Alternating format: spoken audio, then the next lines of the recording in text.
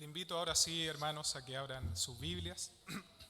En 1 Corintios, capítulo 5, vamos a leer todos los versículos del capítulo 5.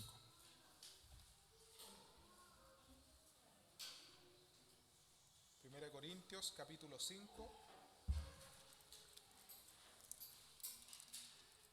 desde el versículo 1 al versículo 13.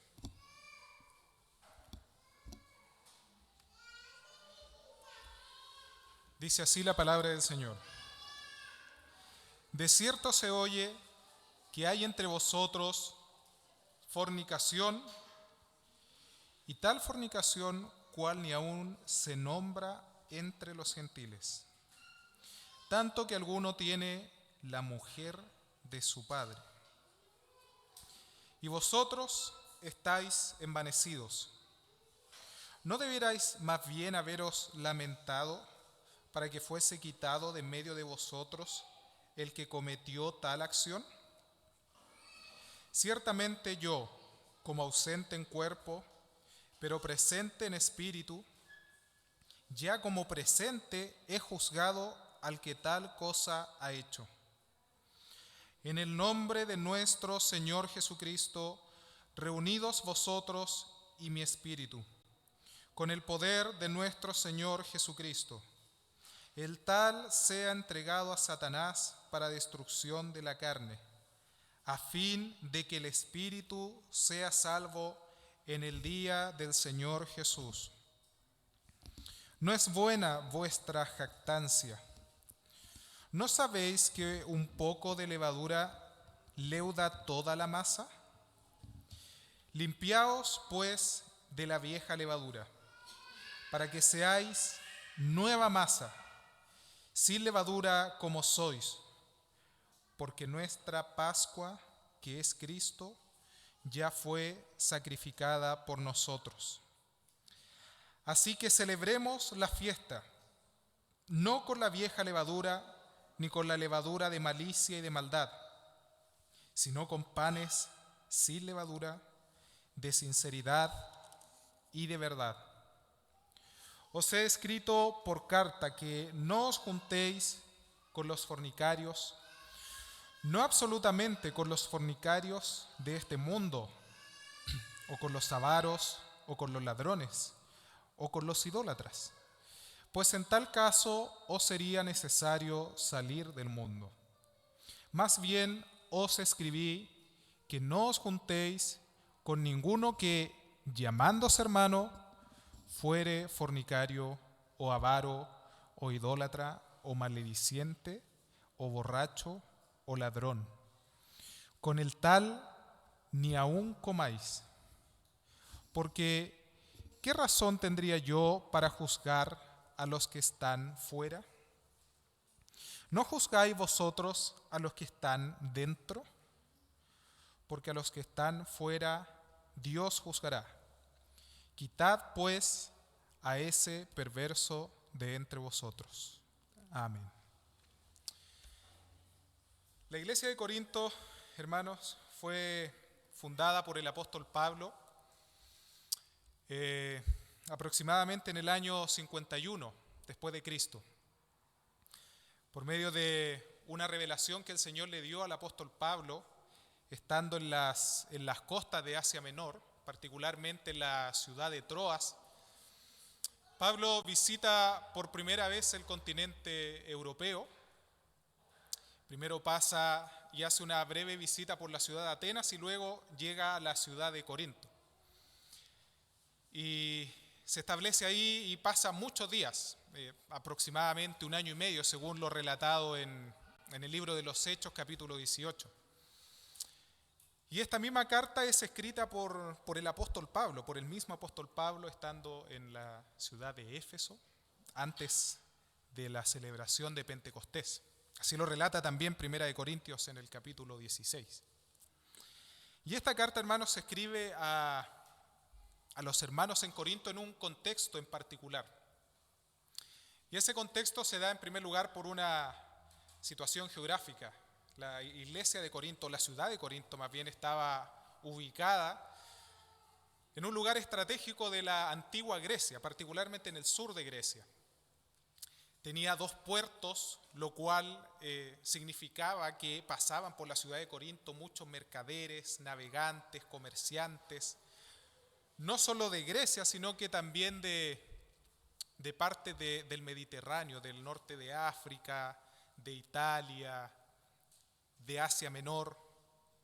Todo esto se puede ver en algún mapa, si es que en algún momento usted lo ve en su Biblia, un mapa de la antigua Grecia. Y esto, hermanos, hacía que la ciudad de Corinto se transformara en la principal ciudad de comercio de esos tiempos, de la antigua Grecia. Era una principal ciudad en donde se transaba mercadería, en donde se hacían negocios, en donde todos los navegantes tenían una parada fija en Corinto. Y esto sumado, hermanos, a un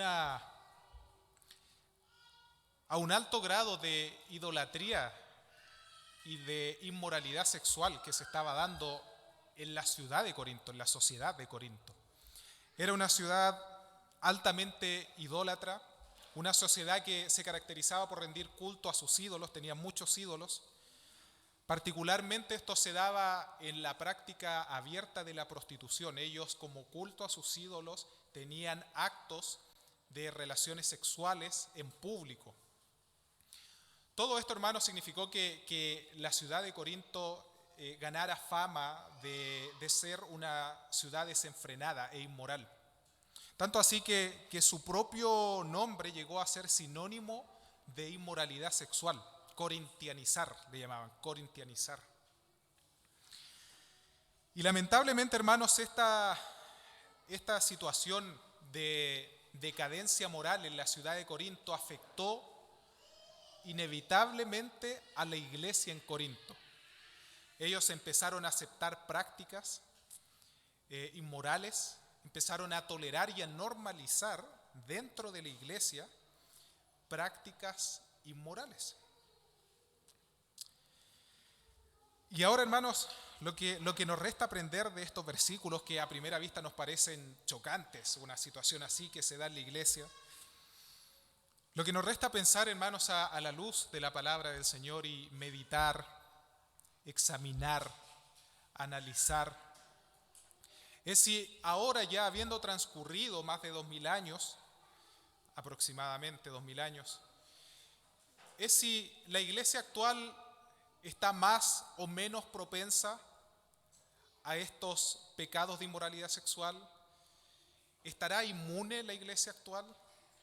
¿Estará inmune a la influencia de la sociedad actual?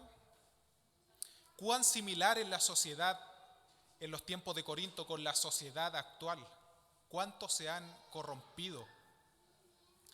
Preguntas como estas, hermanos, y vamos a encontrar la respuesta en la palabra del Señor, son las que nos vamos a hacer y vamos a meditar, hermanos.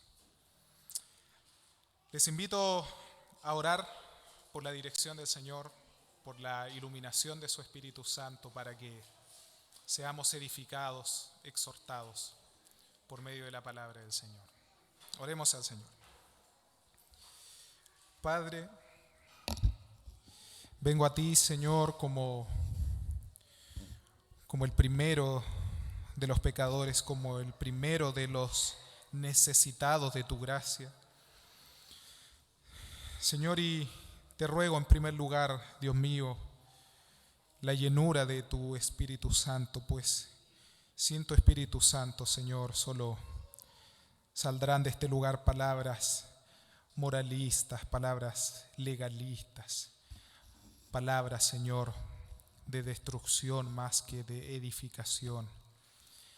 Señor, te ruego por la iluminación de tu Espíritu Santo, Señor, y que podamos aprender, Señor, de tu palabra. Señor, podamos recibirla con un corazón humilde, con un corazón manso. Señor, con un corazón enseñable, sabiendo, Señor, que antes del predicador está la inspiración de tu Espíritu Santo en estos versículos, Señor. Te pido, Señor, que tu presencia en medio de nosotros nos permita, Señor, escuchar con atención a tu palabra y poder ser edificados por medio de ella. Ayúdame, Señor, en mi debilidad. Dame palabras de exhortación, dame denuedo, Señor, y permíteme depender de ti, Señor, en todo momento, en medio de esta predicación.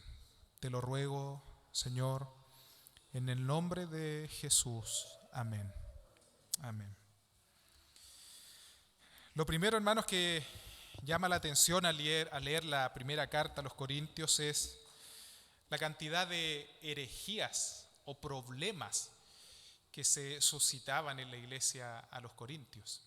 Era una iglesia joven, llevaba aproximadamente 3 años de inicio cuando Pablo escribe esta carta, pero sin embargo había sido afectada grandemente por esta influencia de la sociedad de Corinto. Cuando leemos la carta llama la atención la cantidad de problemas. Ellos tenían, podríamos hacer una lista con todos los problemas que podría llegar a tener una iglesia, y eso los tenía la iglesia en Corinto. Tenían problemas de índole judicial, se estaban demandando entre ellos, cosa que prohíbe la Biblia entre los creyentes. Tenían distorsiones en cuanto al matrimonio. Algunos de ellos tenían discusiones si estaban comiendo comida sacrificada a los ídolos, pasando por alto la conciencia del hermano más débil que podía pensar y decir: este hermano está comiendo comida sacrificada a los ídolos, ¿cómo es posible? No tenían este miramiento por el hermano más débil, estaban cayendo en actos de inmoralidad sexual, tenían celos, contiendas entre ellos respecto del liderazgo, se estaban envaneciendo los unos con los otros. Y en medio de toda esta situación problemática, hermanos, llama la atención también cómo Pablo se dirige en el capítulo 1 a la iglesia en Corinto. Y Pablo comienza su carta y abre su carta refiriéndose a la iglesia de Dios en Corinto, dando a entender que era Dios primeramente quien había establecido esa iglesia en Corinto. Los llama como los santificados en Cristo Jesús, los llama a vivir una vida santa con todos los que invocan el nombre de Cristo Jesús. Y esto, hermanos, Pablo no lo hizo solamente al abrir esta carta, no lo hizo solamente para o para establecer un piso, refiriéndose a ellos como santos, producto de todos los pecados que él iba a reprender a futuro. No lo hizo solamente por eso, sino que Pablo verdaderamente da gracias al Señor, sinceramente, por la obra de gracia que el Señor había hecho en los hermanos en Corinto. Ellos habían salido y habían sido rescatados por el Señor de una sociedad depravada moralmente. Por lo tanto, Pablo agradece sinceramente al Señor por esta obra de gracia, insta a los hermanos a seguir creciendo en el amor, en el conocimiento del Señor Jesús hasta el día de Jesucristo. Y es así, hermanos, como Pablo sigue relatando y da a entender, y lo dice textualmente, que la iglesia en Corinto había sido enriquecida con toda palabra, con toda ciencia. No le hacía falta ningún don, lo dice Pablo textualmente, es decir, ellos tenían la lengua, la sanidad, la profecía, interpretación, ciencia, tenían todos los dones sabidos y por haber. Ellos habían, incluso, hermanos, habían sido instruidos y habían recibido la palabra del Señor por medio del mismo apóstol Pablo, por medio de Apolos, por medio de Cefas, de Pedro. Ellos habían recibido una instrucción apropiada conforme a las Escrituras. Sin embargo, hermanos, es de destacar de que no hay ninguna contradicción en esto que el apóstol Pablo hace, en referirse a los hermanos como santos y en paralelo luego describir la cantidad de problemas y pecados en los que estaba cayendo la iglesia. No hay ninguna contradicción, hermanos. y no es de escandalizarse por parte de nosotros. Porque cuando nosotros como calvinistas hemos estudiado la doctrina de la depravación total del hombre, nos damos cuenta, hermanos, y podemos nosotros darnos cuenta con nuestros pensamientos, hermanos, por muchos de los cuales seríamos condenados al infierno. Nos damos cuenta que no hay ninguna contradicción en esto, hermanos. Es la realidad de la iglesia. No obstante, por supuesto que el Señor nos llama a una madurez espiritual, nos llama a vivir vidas santas. Sin embargo, hermanos, seguimos siendo pecadores. Y esta es la realidad de la iglesia, hermanos.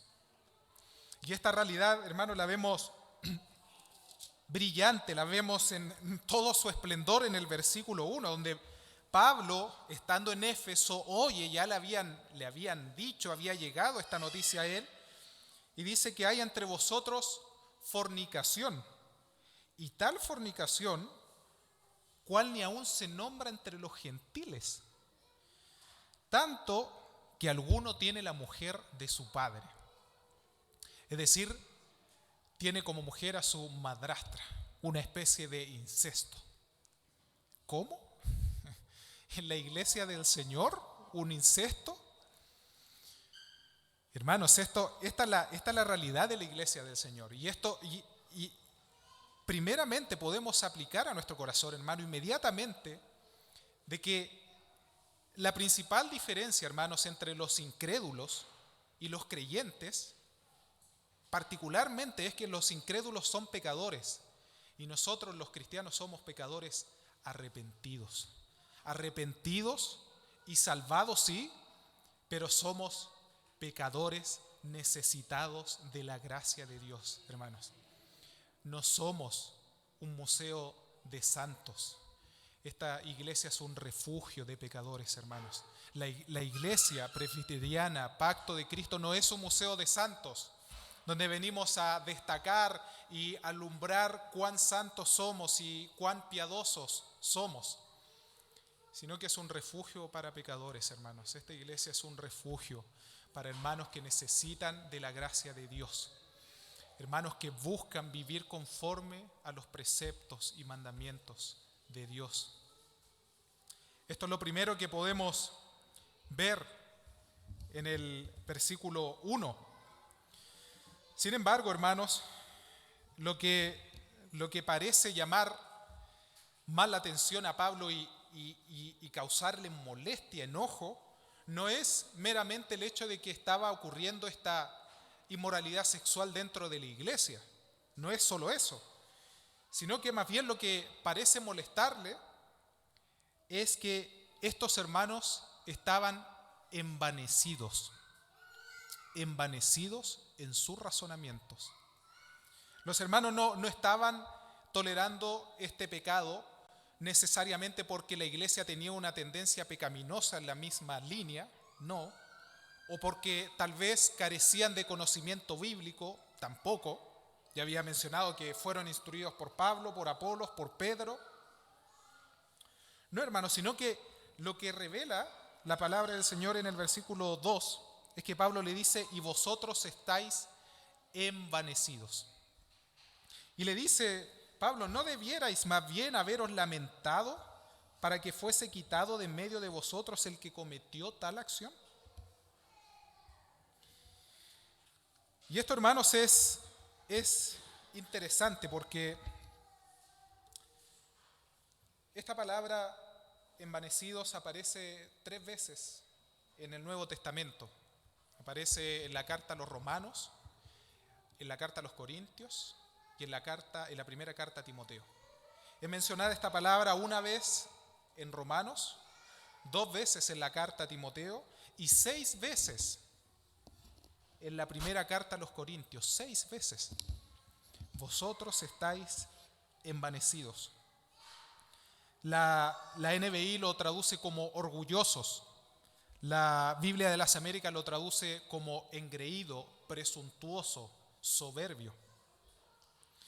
Y lo que estaba ocurriendo, hermanos, es que ellos en su sabiduría humana estaban intentando ser más sabios o más misericordiosos que Dios.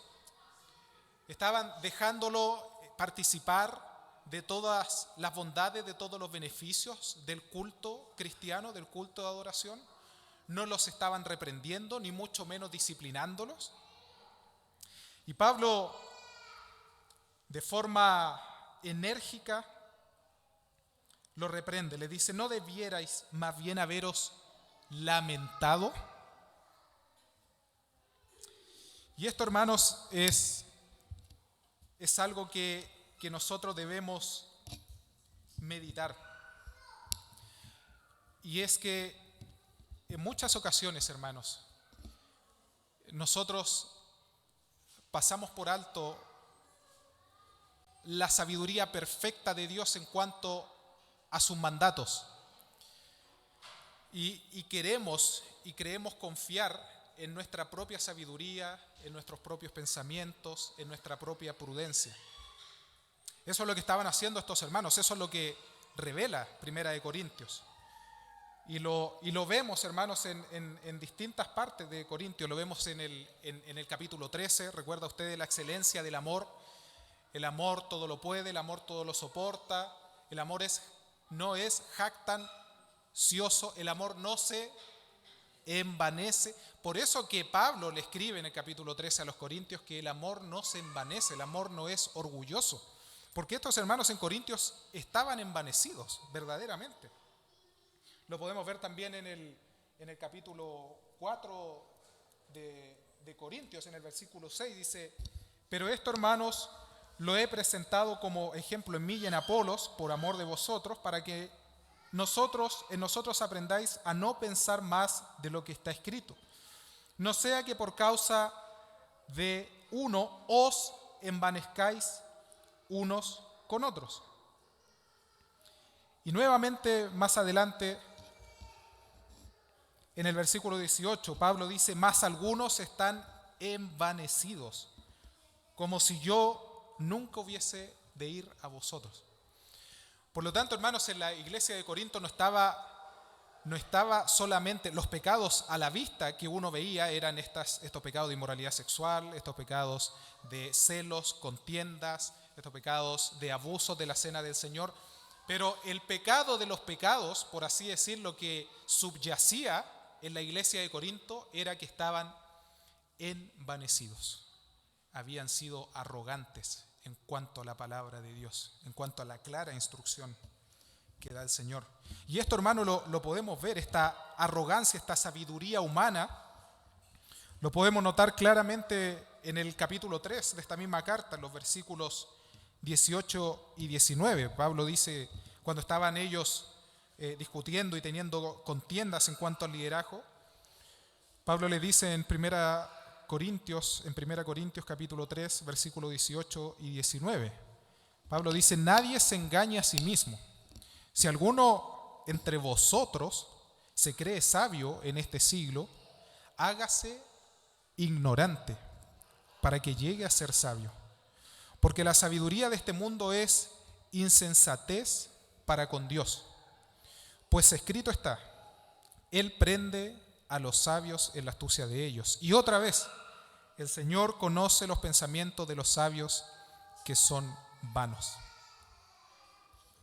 Por lo tanto, hermanos, aquí podemos inmediatamente tener una aplicación a nuestros corazones.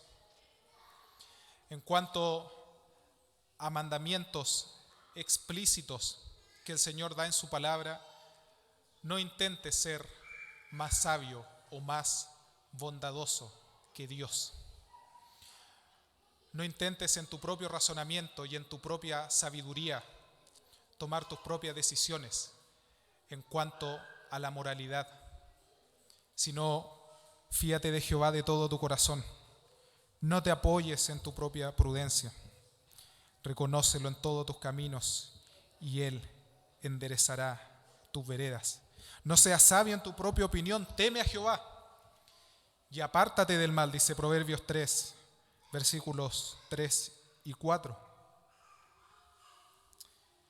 ¿Qué dice más bien la sabiduría de Dios en cuanto a este caso? ¿Qué dice el mandato de Dios? Lo vemos en los versículos 4 y 5.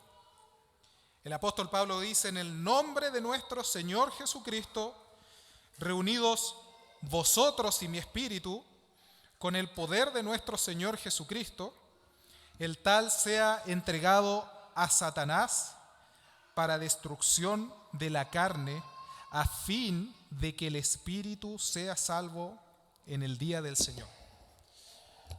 Wow. Esa es la sabiduría del Señor, hermanos. La iglesia en Corinto estaba normalizando, estaba tolerando actos de inmoralidad sexual, y lo que dice el Señor por medio del apóstol Pablo, inspirado por el Espíritu Santo, dice: reunidos vosotros y mi espíritu, y obren disciplina en la iglesia. ¿De qué forma? El tal sea entregado a Satanás para destrucción de la carne, a fin de que el espíritu sea salvo para el día del Señor. Este es un versículo difícil, hermanos.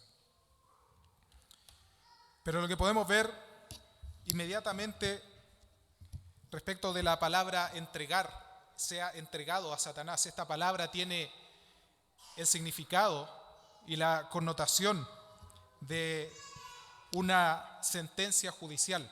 Tiene que ver con la excomunión del creyente profeso. Sí, en la iglesia del Señor existe la excomunión de un creyente profeso.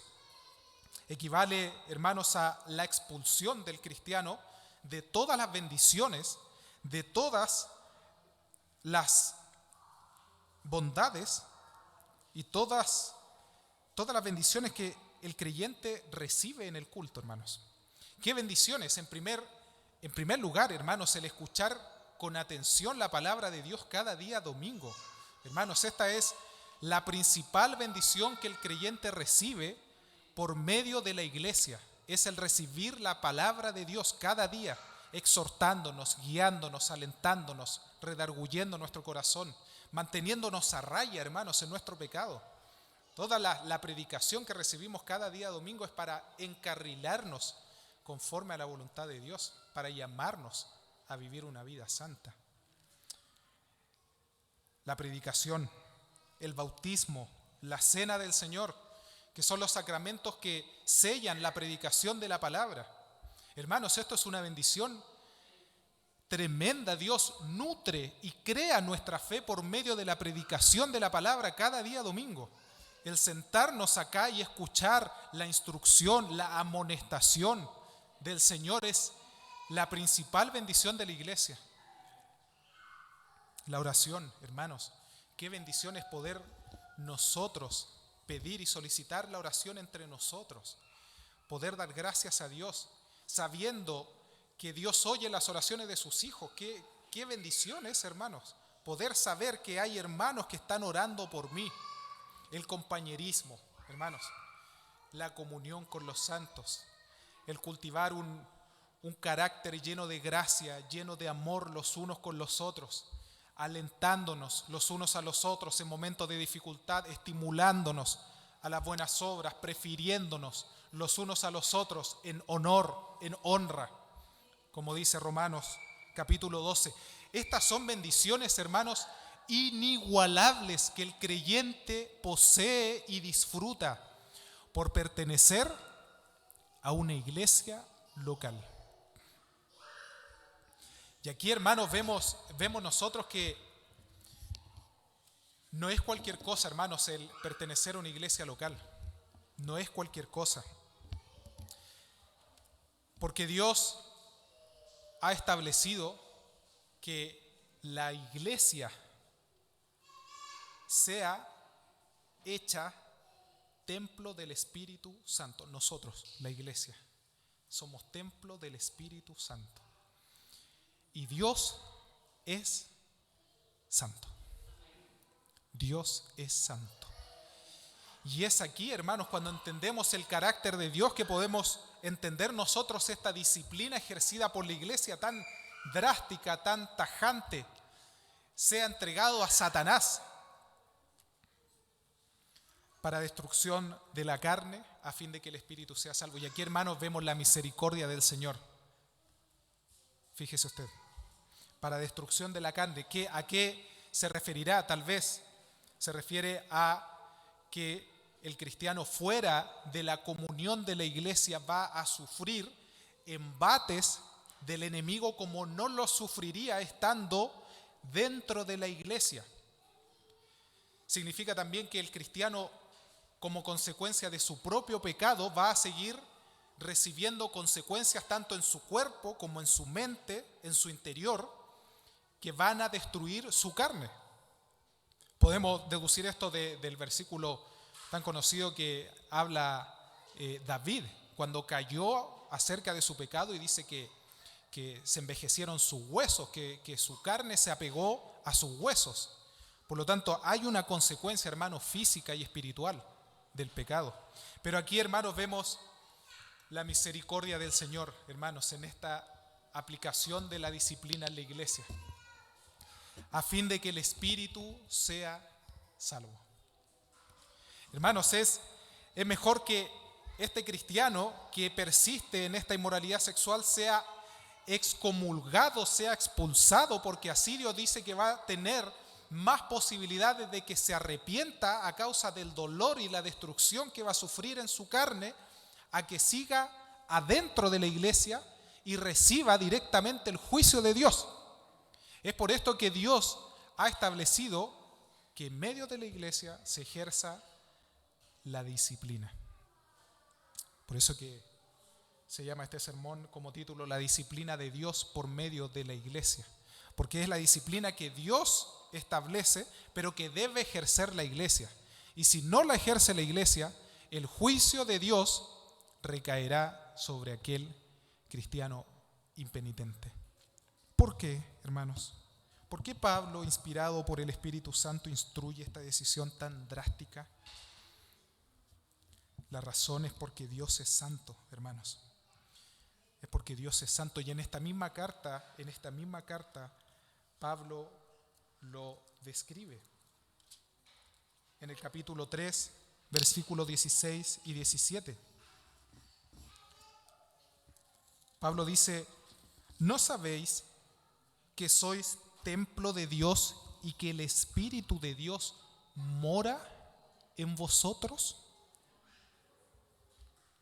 Si alguno destruyere, y escuche bien, hermano, si alguno destruyere el templo de Dios, Dios le destruirá a él. Porque el templo de Dios, el cual sois vosotros, santo es. Wow, hermanos. A mí me estremece esto, hermanos. Me estremece. ¿Puedes ver, hermano, lo delicado que es jugar con la iglesia, con la esposa del Cordero? ¿Puedes ver lo delicado que es intentar contaminar a la iglesia del Señor? Dios lo destruirá, hermanos. Aquel que osare destruir el templo de Dios, el cual es la iglesia, el cual sois vosotros, Dios mismo le destruirá. Esto, hermanos, es terrible y nos revela el cuidado que debemos tener nosotros, hermanos, en tener cuentas cortas con Dios y el vivir una vida santa, no solo en la iglesia, sino primeramente en la primera iglesia, la cual es la familia. Lo veremos más adelante. Y otra vez en el capítulo 6, nuevamente, Pablo, en los versículos 19 y 20, ¿o ignoráis que vuestro cuerpo es templo del Espíritu Santo, el cual está en vosotros, el cual tenéis de Dios, y que no sois vuestros? Porque habéis sido comprado por precio. Glorificad pues a Dios en vuestro cuerpo y en vuestro espíritu, los cuales son de Dios. Tú no te perteneces, hermano. No te perteneces a ti mismo. Tu cuerpo y tu espíritu han sido comprados por la sangre preciosa de Jesucristo. Y aquí viene, hermanos, la advertencia en el versículo 6, versículos 6 y 7. Pablo le dice: no es buena vuestra jactancia.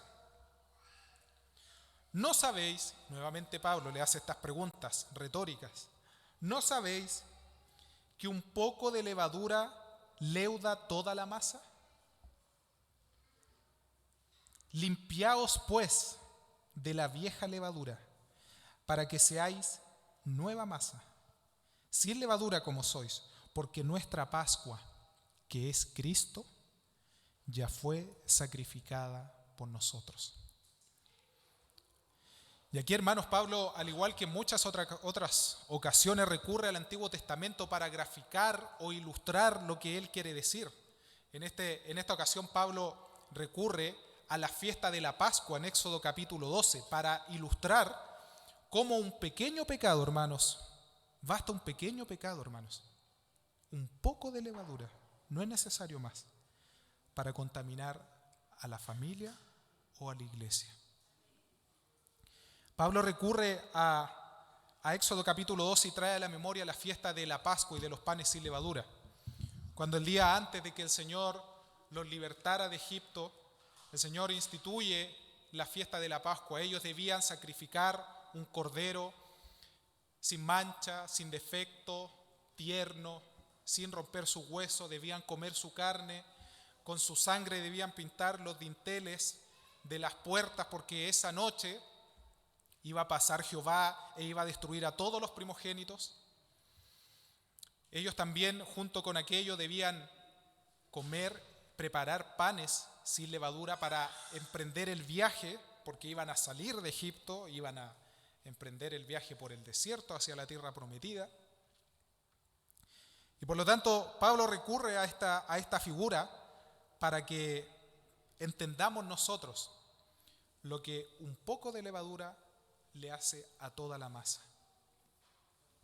Ahora bien, hermanos, esta figura que enseña Pablo, obviamente Pablo la aplica a Cristo en estos versículos, es decir, no fue solamente esta fiesta de la Pascua y estos panes sin levadura con el propósito de que ellos comieran. Sí, en ese momento era necesario que ellos comiesen, que tomasen fuerza, que recargaran energías para salir y emprender el viaje en la liberación de Egipto.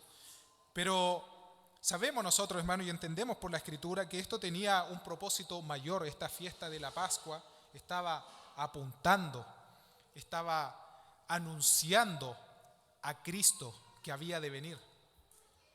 ¿Cómo lo sabemos? Por el mismo versículo 7.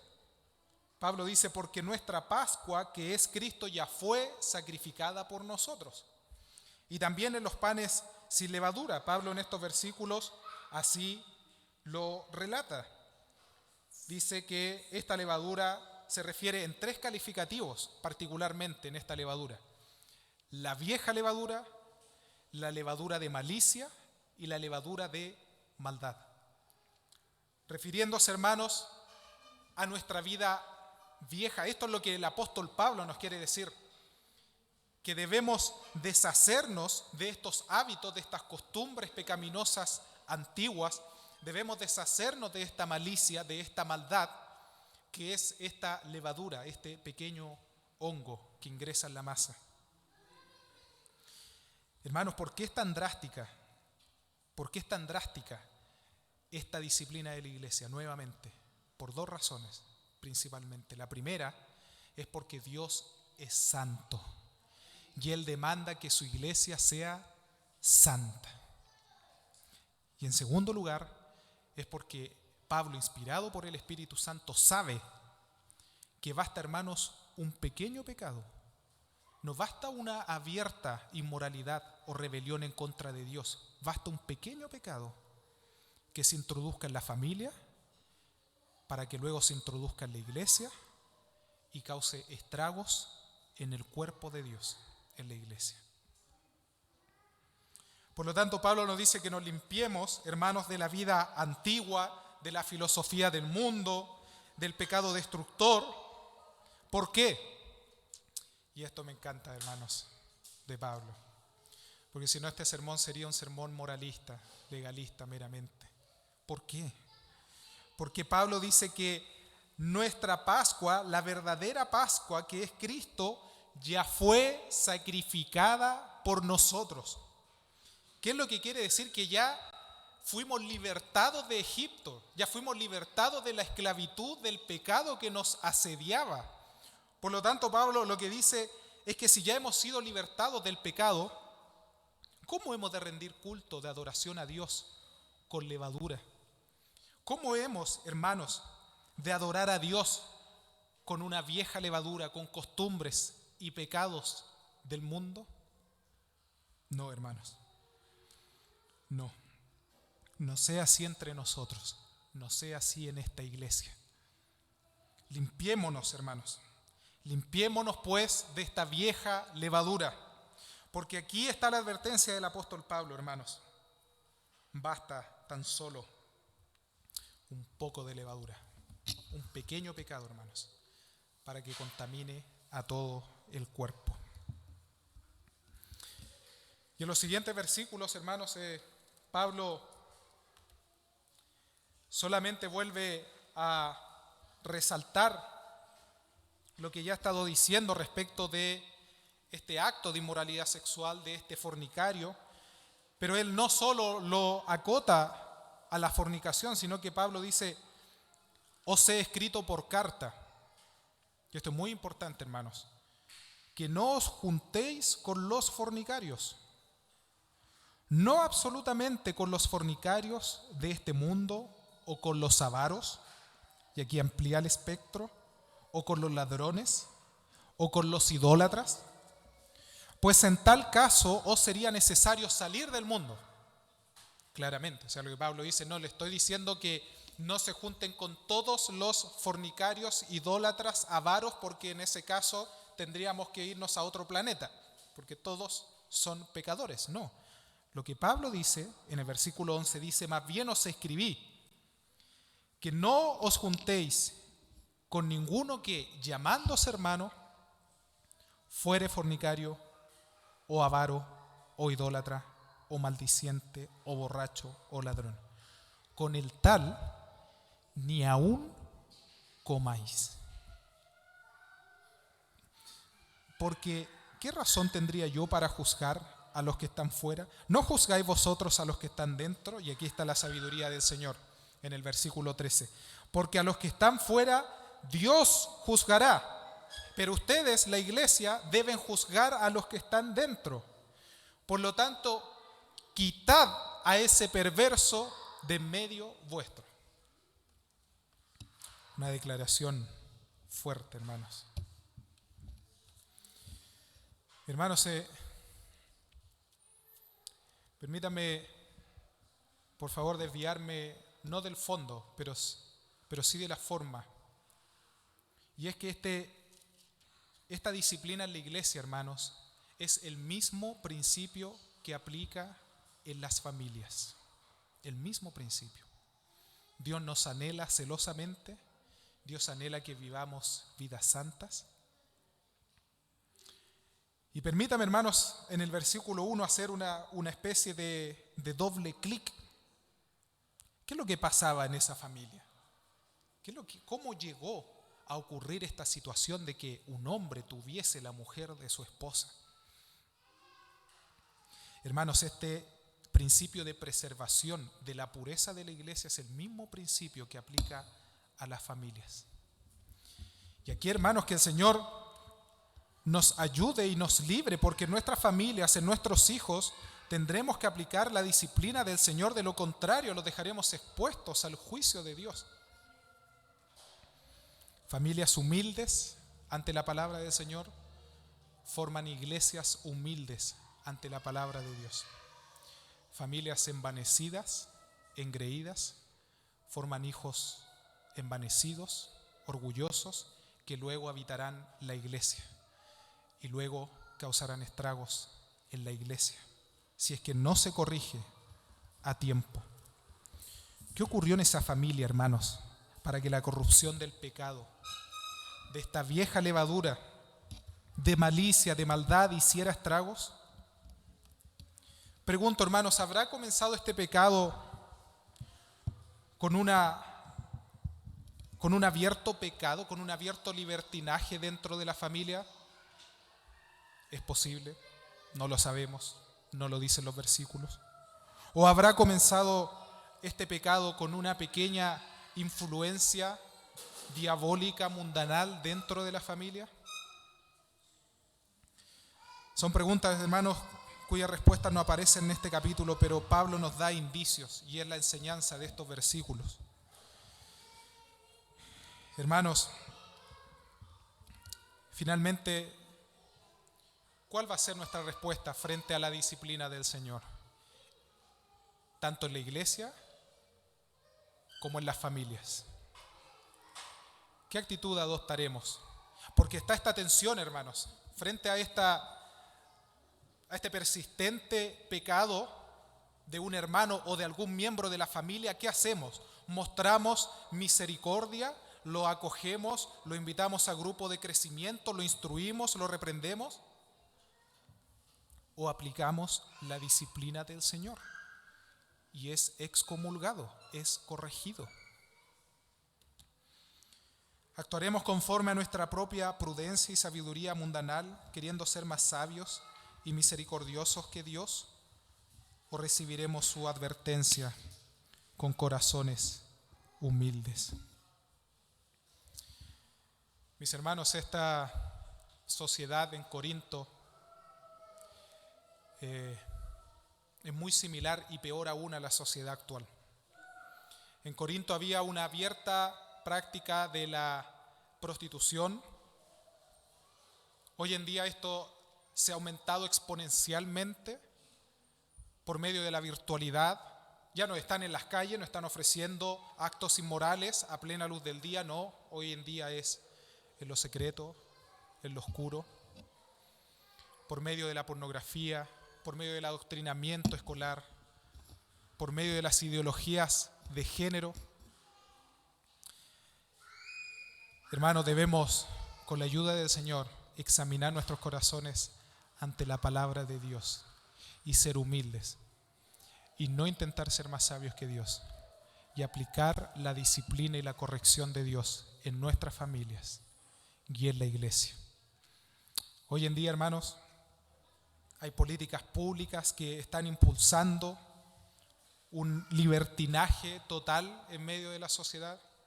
Hace algunas semanas, hay una noticia de un liceo emblemático en Concepción que desde el año 2024 será un establecimiento plurigenérico y por lo tanto ya están trabajando en adecuar toda la infraestructura para que puedan ellos ser acogidos en los baños y en otro tipo de actividades. Hace poco, hermanos, hace un par de meses vimos de una reconocida universidad que publicó tesis de personas que hace años atrás habían hecho este informe avalando, promoviendo, justificando actos de pedofilia. Y vemos, hermanos, que muchas veces estas influencias de la sociedad entran en la iglesia, hermanos. Hoy en día, hermanos, en las familias, muchas familias cristianas se conforman con que el hijo no sea homosexual o que no sea travesti, pero no importa que viva una vida abiertamente inmoral delante del Señor. Hoy en día, hermanos, los padres prefieren que los hijos estudien y que terminen y saquen su carrera y estudien en la mejor universidad, pero no importa que tengan parejas y vivan en fornicación, en completa y abierta rebeldía a la ley de Dios. ¿Por qué, hermanos? Porque primeramente en las familias se ha dejado y se ha despreciado la ley de Dios. Porque antes de ese acto de fornicación y de contaminación en la iglesia, hubo codicia, hubo violación del 10º mandamiento. No codiciarás. ¿Cómo responderemos, hermanos, a la disciplina del Señor? Diremos en nuestro envanecimiento, en nuestra sabiduría, mostremos más amor al pecador, mostremos más amor a este integrante de la familia que está perseverando en esta inmoralidad e invitémosle a grupos de la iglesia para instruirlo más. Pero la sabiduría de Dios, hermanos, la sabiduría de Dios dice: saquen a ese perverso entre ustedes. ¿Nota la tensión? Yo también la noto. Pero así es como Dios lo ha establecido, porque Dios es santo. Dios no puede habitar en medio de una iglesia donde se estén tolerando pecados. Dios demanda, hermanos, una iglesia santa. Hermanos, que el Señor nos ayude y que el Señor libre a nuestra iglesia. Y quiero decir con temor y temblor, hermanos, que antes del favor de nuestros hijos, antes del favor de nuestros hermanos, está el honor de Cristo y de su iglesia. Quiero terminar, amados hermanos, con esta aplicación final. El estándar moral de Dios, hermano, no ha cambiado, ni nunca cambiará conforme a su carácter eterno e inmutable. ¿Cuál es el estándar moral de Dios para su iglesia en cuanto a la inmoralidad? Sed pues imitadores de Dios como hijos amados, y andad en amor, como también Cristo nos amó y se entregó a sí mismo por nosotros, ofrenda y sacrificio a Dios en olor fragante. Pero fornicación y toda inmundicia o avaricia, ni aun se nombre entre vosotros como conviene a santos, ni palabras deshonestas, ni necedades, ni truanerías que no convienen, sino antes bien con acciones de gracias. Porque sabéis esto, que ningún fornicario o inmundo o avaro que es idólatra tiene herencia en el reino de Dios. Efesios capítulo 5, versículos 1 al 5. Palabra de Dios. Segunda aplicación, ¿cuál es la mejor cura para el orgullo, para un corazón envanecido frente a la palabra de Dios? Mira a Cristo. Mira a Cristo, amado hermano. ¿Está siendo tentado? Mira a Cristo. Mira a Cristo sacrificado como un cordero manso y humilde. Mira a nuestra Pascua. Mira su preciosa sangre derramada en el Calvario. Medita en el amor de Dios en que no reparó enviar a su propio Hijo y crucificarlo en el madero. Medita, hermano, y arrepiéntete. Y cree en el Evangelio y en la gracia de Dios. ¿Cuál es la mejor cura para la inmoralidad sexual? Celebra a Cristo. Celebra a Cristo. Versículo 8. Así que celebremos la fiesta. Celebra al Señor. Celebra a Cristo. Celebra nuestra Pascua, que por nosotros ya ha sido sacrificada. Alaba a Dios. Canta himnos. Canta salmos espirituales. Quitémonos un poco los audífonos y cantemos al Señor, alabemos al Señor con nuestros labios. Recordemos el día de nuestra redención, recordemos la Pascua, celebremos al Señor y meditemos en el gran amor con el cual nos amó nuestro Dios. ¿Estás luchando con pecados de codicia? ¿Cuál es la mejor cura para la codicia? Llena tu corazón en una relación íntima con el ser más codiciable, con el ser más hermoso de todo el universo, con el Señor. Y no tendrás más deseos de codiciar a hombre o mujer sobre esta tierra, porque tu corazón estará lleno de satisfacción del Señor. Amados hermanos, que el Señor nos libre, nos ayude para recibir su palabra con un espíritu humilde, sabiendo que la sabiduría del Señor y el amor del Señor es para nosotros lo mejor. Oremos al Señor.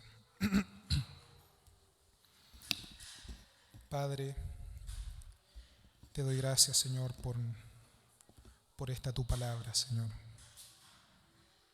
Oh, Señor, toda la Escritura es inspirada por ti y es útil para redarguirnos, para corregirnos, para exhortarnos en amor, a fin de perfeccionarnos, Señor, en la santidad. Oh, Señor, ayúdanos, porque somos pobres, somos débiles, Señor, y cada día nos vemos expuestos a la tentación mundanal. Cada día, Señor, el mundo nos acecha con sus ideologías, con sus tramas diabólicas, Señor. Oh Dios eterno, danos una vez más, Señor, el sentido de tu santidad y el celo que tú tienes por tu iglesia, así como también por las familias, Señor. Oh Dios mío, enséñanos a vivir conforme a tu perfecta voluntad. Y sea hallado en nosotros, Señor, un espíritu humilde que reciba tu palabra, Señor, con alegría, con mansedumbre, Señor, con regocijo. Gracias, Señor. Libra tu iglesia, Señor, y presérvala pura hasta el día de la redención, hasta el día de tu venida. Todo te lo pido, Señor, en el nombre de Jesús, nuestro Señor. Amén. Amén.